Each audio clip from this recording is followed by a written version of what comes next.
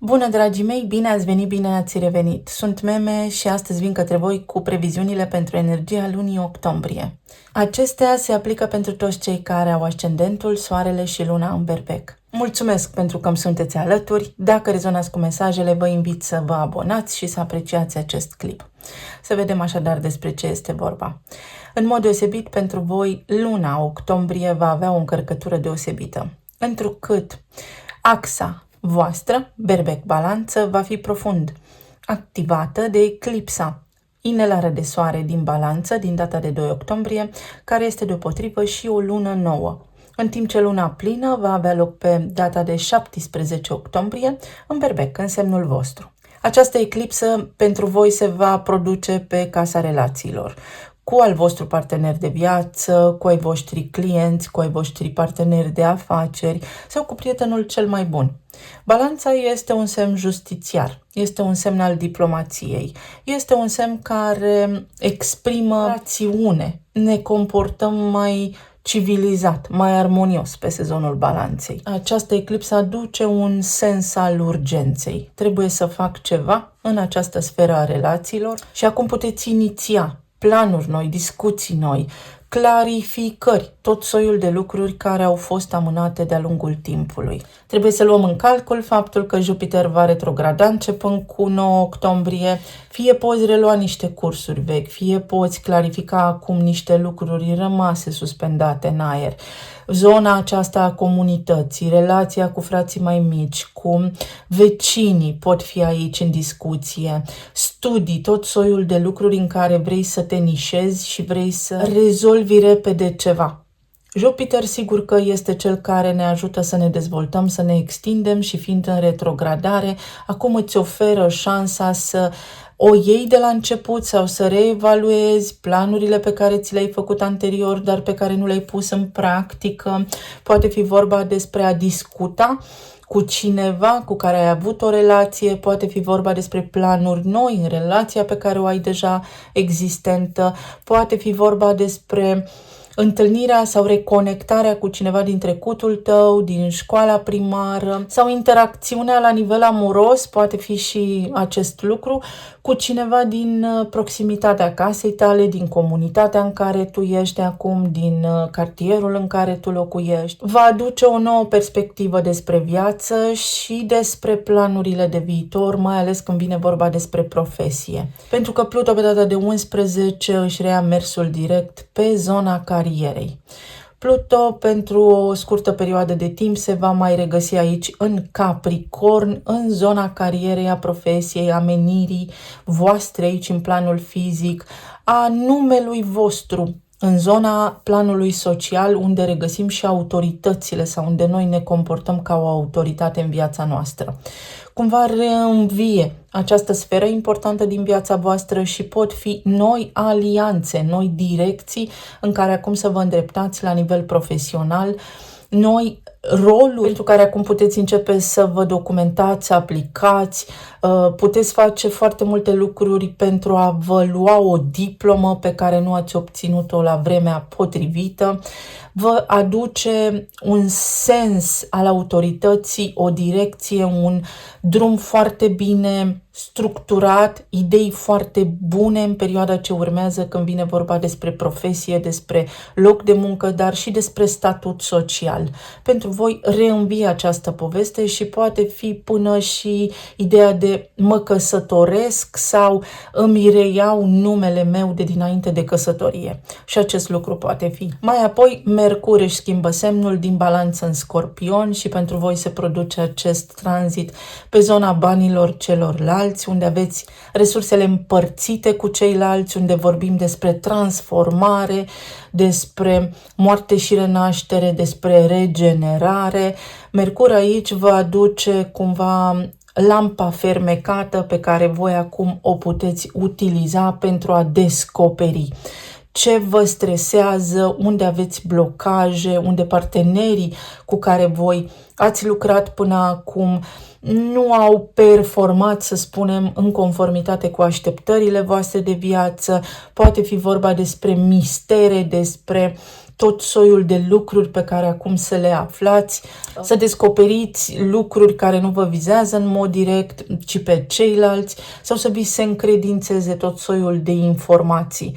Poate fi vorba și despre faptul că acum deslușiți voi niște informații sau vi se face realmente lumină așa în minte când vine vorba despre planurile de viitor și despre abordarea aceasta la nivel de spirit de echipă. Cu cine mai vreau să fac echipă de acum înainte, pentru că deja îmi este foarte clar către ce vreau să mă îndrept. Venus își mută și ea semnul din Scorpion în Săgetător pe data de 17 și cumva, vedeți, misterul va fi deja elucidat. În Scorpion vine cu foarte multă intensitate, cu foarte multă introspecție și cu foarte multă pasiune, în timp ce în Săgetător se va manifesta mai mult în exterior, veți putea fi mai sociabil sau viața voastră socială va putea fi mai activă de acum înainte. Poate fi vorba despre studii realmente noi, să vă nișați, să vă schimbați nișa și domeniul de activitate. Poate fi vorba despre chestiuni legale pe care acum să le puteți debloca. Poate fi vorba despre apariția unor mentori în viața voastră, să vă reconectați cu vreo autoritate din trecut, cu vreun manager și așa mai departe și să vă schimbați locul de muncă, să fiți invitați la un interviu pe parcursul acestei luni.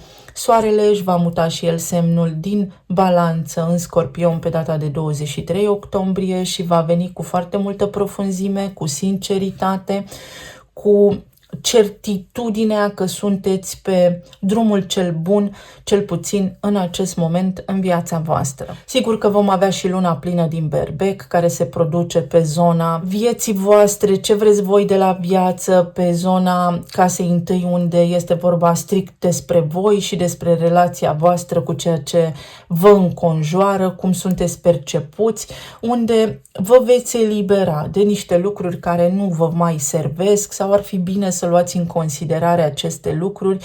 Puteți ține diete, vă puteți remodela corpul sau vă puteți pur și simplu remodela viziunea despre viață, pentru că altceva mai bun urmează să înceapă. Tranzitele importante ale acestei luni se produc pe zonele acestea care țin de carieră, de relații, dar și de sferă personală, unde cu siguranță veți resimți energia din acest moment prezent, energie care sigur că vă îndrumă către dezvoltare personală mai mult ca oricând. Este ca și când până acum lucrurile au fost într-o pauză sau cel puțin așa s-au resimțit, ați fost pe o direcție foarte inertă, acolo unde lucrurile nu au fost foarte încântătoare, foarte atrăgătoare pentru voi, însă această lună, prin această conjunctură astrală, vă oferă vouă posibilitatea să aveți foarte multă claritate când vine vorba despre cele enumerate anterior, să vă dați seama unde v-ați gândit la anumite lucruri ca la un ideal, unde anume nu ați avut claritate, unde anume ați crezut voi cu precădere că lucrurile stau într-o anume manieră și poate v-ați înșelat. Este un fel de reconfigurare această lună octombrie pentru voi. Și să știți că se va resimți așa ca un fel de reînviere, pentru că voi sunteți și compatibili prin guvernatorul comun Marte cu energia Scorpionului. Pot fi și lucruri care țin de casă, de reamenajare, de reacomodare într-un nou spațiu unde să îl faceți să se simtă ca și acasă. Pot fi și reglări de conturi de tot soiul. Eclipsa va fi în conjuncție cu nodul lunar sud, este cel care este denumit karmic, astfel că după plată și răsplată se va resimți energia acestei luni în sensul bun, nu în sensul negativ. Să vedem acum ce ne spune și oracolul pentru Berbec. Munții și numărul 17, uite, avem o lună plină, fix pe data când se produce luna plină, așa cum am menționat. Luna plină din Berbec pe casa 1. Este vorba despre voi. Este ca și când voi în această lună vă redefiniți, vă regăsiți scopul, sensul, bucuria de a trăi. Veți ști cu claritate lângă cine sunteți, dacă doriți să mai continuați o relație. Puteți duce relația la un alt nivel. Vă puteți regăsi alături de partenerii voștri de viață mai profunzi ca oricând. Lucrurile se pot alinia mai bine pentru voi, pentru că întreaga lună octombrie este foarte compatibilă cu energia voastră. Este ca și când se face lumină și veți ieși așa dintr-o zonă de confuzie când vine vorba despre abordarea lucrurilor la nivel general în viața voastră, dacă ați oscilat între rațiune și simțire. Veți avea mai multă claritate pe parcursul acestei luni și vă veți putea forma o opinie personală de această dată mai evoluată, mai profundă când vine vorba despre viața voastră. Sigur că toate acestea se petrec conform liberului vostru arbitru. Numărul 17 prin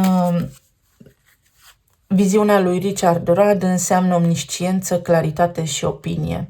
Veți avea oportunitatea acum, practic vă este oferită această șansă, să clarificați foarte multe lucruri care au legătură cu ce vrei tu versus ce vor ceilalți.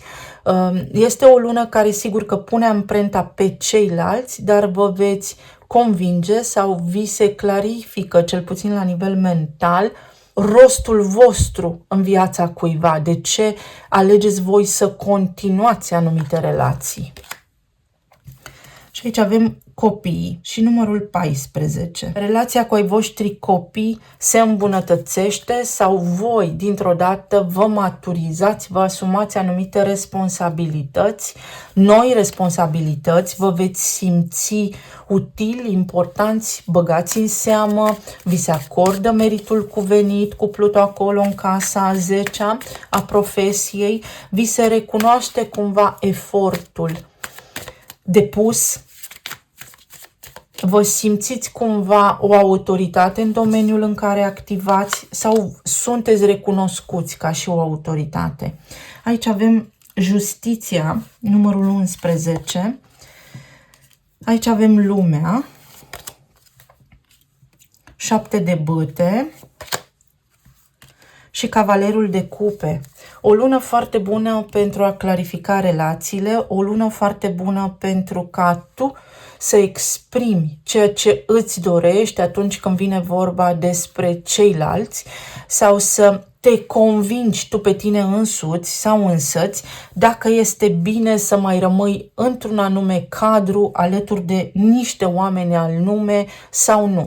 Acel nod sud karmic din balanță care va fi în conjuncție cu eclipsa de soare care se petrece pe data de 2 va scoate la suprafață motivele pentru care tu te-ai regăsit în anumite relații, pentru ca tu să îți urmărești propriul tipar de viață, pentru ca tu să ajungi să te cunoști mai bine când vine vorba despre modalitatea în care tu interacționezi, având acum oportunitatea să schimbi ceva în această zonă a relațiilor. Justiția îți aduce lucruri bune, îți aduce reglări de conturi în relații, îți aduce finalitatea sau concluzia potrivită de care tu ai nevoie în acest moment pentru a putea continua. Berbecul este împuternicit prin această conjuncție astrală să ia noi hotărâri și noi decizii bune pentru sufletul său în zona relațiilor. Pot fi declarații de dragoste, poate fi găsirea tribului, găsirea sufletelor cu care tu să faci echipă de acum înainte, în viitorul, pentru care tu lucrezi, la care tu te gândești. Pot fi noi oportunități de loc de muncă pentru că ai pregătire pentru acest lucru, poți face performanță. Unii berbeci în această lună se gândesc la performanță și pot face performanță. Vă puteți găsi parteneri de viață dacă sunteți singuri sau puteți face foarte multă mișcare, puteți da drumul unor noi proiecte, noi colaborări care vă vor fi foarte utile de acum înainte, dar și corecte, juste, pe semne că voi ați avut parte de oameni nesinceri, pentru că Berbecul, fiind primul semn al zodiacului, este pe alocuri naiv, în sensul că dă un vot de încredere de multe ori nejustificat celor din jurul său și adesea se regăsește în situații unde, din inerție sau din lipsă de informații, lucrurile nu stau precum și le-a plănuit anterior. Lumea îți aduce ocazia să concluzionezi ceva, să elimini un stres și să culegi acum roadele muncii tale. Vine cu foarte multă vizibilitate și vine cu potențial major de manifestare pentru voi în această lună, de echilibru. Să nu fie nici foarte încărcată luna, să nu fiți nici foarte stresați, dar nici să nu faceți exces de zel sau să procrastinați. Este o lună destul de echilibrată la nivel energetic, în care voi aveți ocazia să vă faceți într-o oarecare măsură poftele inimii, mai ales pentru că sunteți destul de compatibili cu intensitatea Scorpionului și pentru că arhetipul Balanță vă este partener pe schema aceasta astrologică. În zona medicală, să aveți grijă să fiți mereu în echilibru, puteți scăpa de niște obiceiuri care nu sunt neapărat sănătoase, aveți forță și determinare să produceți niște schimbări care să vă ajute de acum înainte să prosperați, dar să vă simțiți și mai bine atât la nivel emoțional cât și fizic. Aici avem moartea, transformarea. Se pot încheia situații de viață foarte complicate pentru berbeci, vă veți elibera practic de toate acele greutăți pe care le-ați cărat după voi, fără voia voastră sau cu voia voastră. Este o lună în care vă veți orienta foarte mult către voi, când vine vorba despre alegeri, despre dorințe, despre planuri pe care le puteți pune acum în practică. Asta în cazul în care până acum ați avut atenția îndreptată către exterior. Eremitul. O lună în care trebuie să fii foarte organizat și înainte de a acționa să calculezi bine pașii pe care vrei să-i faci sau să iei în considerare practic experiența ta de viață. Te va ajuta foarte mult să faci o analiză a trecutului, a lucrurilor pe care le-ai făcut, a locurilor de muncă pe care le-ai avut, a studiilor, pentru a vedea ce poți pune în sacul tău de bunătăți pentru viitorul pe care ți-l dorești. Să vezi ce ași în mânecă ai, pentru că ai suficienți. Ai 7 de bâte aici care te ajută pe tine să te folosești de propria ta putere, cunoaștere, de propriul tău intelect, de cursuri, de studii pe care le ai pentru a avansa. Avem cavalerul de cupe aici. Relațiile pot avansa într-o direcție favorabilă pentru tine și partenerul tău de viață și nebunul. O poți lua de la început, te poți convinge dacă ai alături de tine partenerul potrivit ție în această viață. Poți regla niște lucruri la nivel de relații, poți fi mult mai profund și mai spiritual pe parcursul acestei luni sau pur și simplu se reiau niște lucruri, apar noi oportunități de clarificare care aduc foarte multă lumină și claritate în viața ta. La nivel financiar este vorba despre creativitate, despre noi idei și noi colaborări de care poți beneficia pe parcursul acestei luni pentru a-ți spori veniturile, pentru a putea să pui în practică tot ceea ce tu ai ca talent nativ, ca și calitate, ca și aptitudine. Te poți folosi pe parcursul acestei luni de aptitudinile tale pentru a străluci. Cu siguranță aveți. Și aici este un mediu de lucru toxic, poate lipsa de creativitate, lipsa de dinamism, lipsa de actualitate de la locul de muncă, rutină rutina berbecului nu-i place. Așa se face că pe parcursul acestei luni poți aduce lucruri noi în modul în care lucrezi, modalități noi de lucru sau creativitate, idei noi care să te scoată pe tine din zona de confort, dar și dintr-o rutină foarte plictisitoare și platonică, așa. Să vedem ce ne spun și talismanele.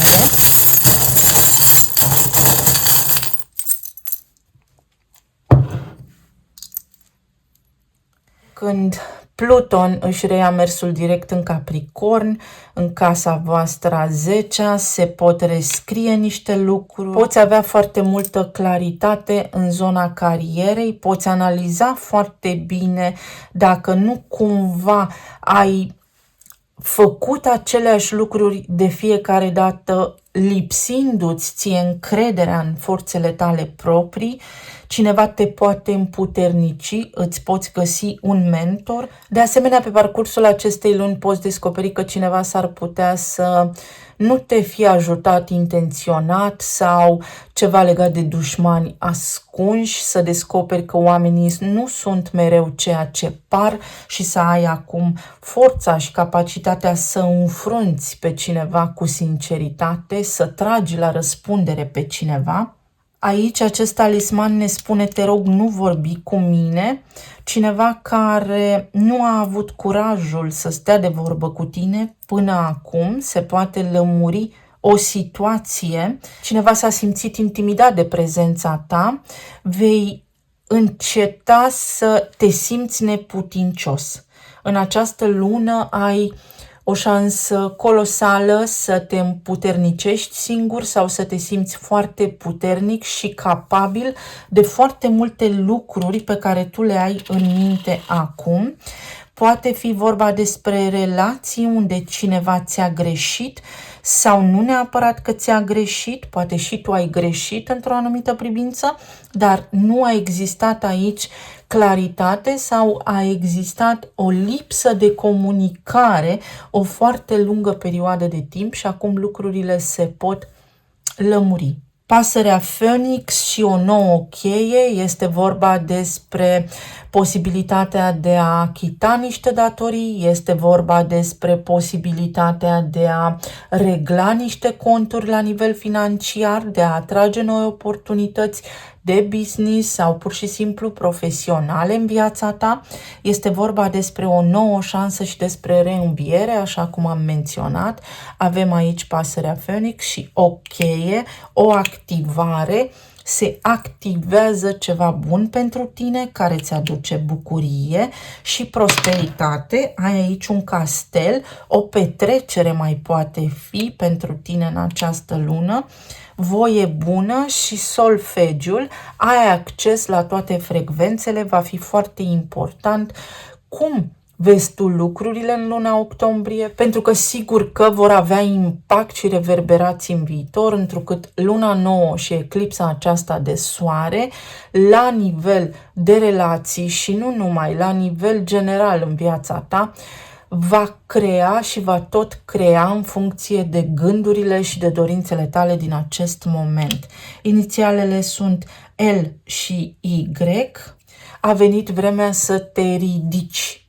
Berbecul, începând cu această lună, se poate ridica conform așteptărilor sale de viață, pur și simplu ai scena doar pentru tine, ai modalități să parcurgi tot ceea ce îți dorești și calea liberă către a-ți pune în practică planurile pentru ceea ce îți dorești, pentru a-ți atinge țelurile. Luna octombrie pentru tine este și despre alegeri. În funcție de alegerile tale din acest moment, se vor desfășura de acum înainte planurile tale de viață. O lună foarte importantă pentru berbec, întrucât și Jupiter va fi în retrogradare până în anul ce urmează, în energia lui 2025, când multe lucruri se schimbă pentru toată lumea.